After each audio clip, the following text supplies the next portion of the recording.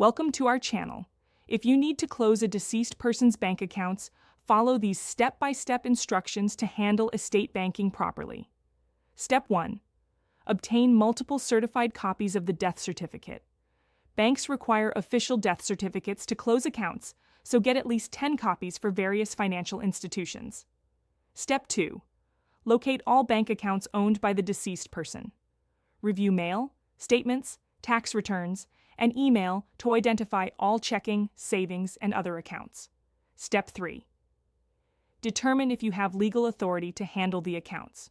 You'll need to be the named executor in the will, court-appointed administrator, or account beneficiary. Step 4. Visit the bank in person with proper documentation. Bring the death certificate, your identification, proof of your authority, and the will or court appointment papers. Step 5.